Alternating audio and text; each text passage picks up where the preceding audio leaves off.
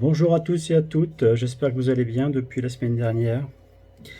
J'ai un message pour vous, un petit message comme d'habitude, que j'intitule La gloire de l'Éternel. L'Éternel se lève sur ses enfants pour nous faire apparaître sa gloire, mes frères et sœurs. Il va nous instruire, il va nous soutenir et, et nous entourer pour ceux qui marchent à sa lumière et avec des cœurs humbles et repentants. Pour cela, je m'appuie dans ma Bible Ostovale sur Proverbe. Donc je vais en Proverbe 10, verset 22.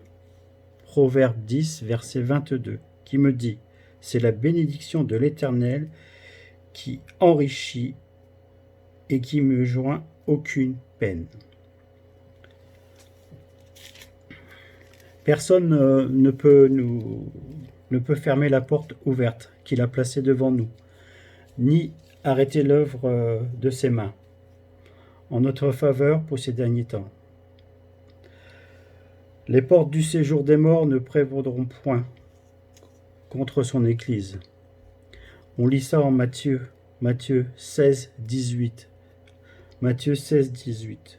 Donc je lis la parole. Et moi je te dis aussi que tu es Pierre, et que sur cette pierre je bâtirai mon Église, et les portes de l'enfer ne prévaudront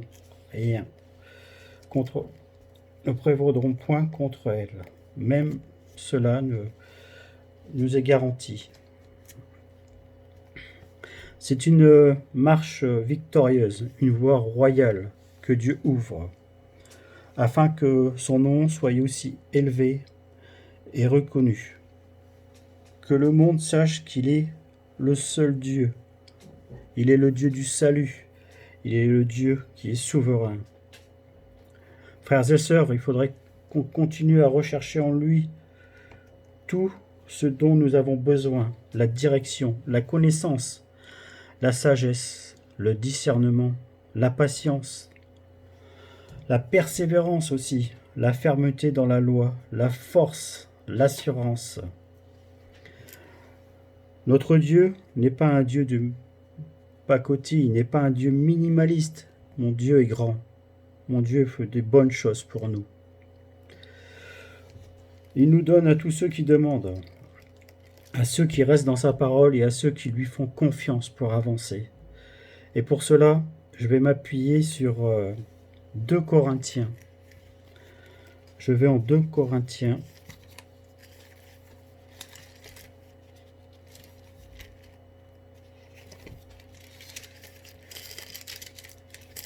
2 Corinthiens, donc 3. 2 Corinthiens 3, 17 et 18.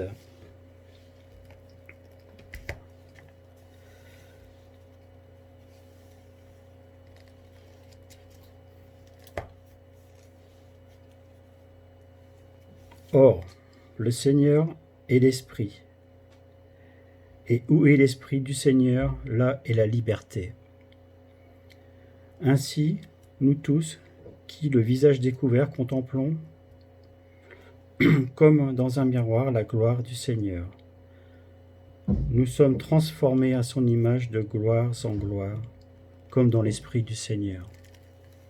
Voilà sur quoi je m'appuie encore aujourd'hui. Voilà pourquoi j'ai confiance en mon Dieu tous les jours, parce que je sais que tous les jours qu'il fait pour moi, il m'accompagne.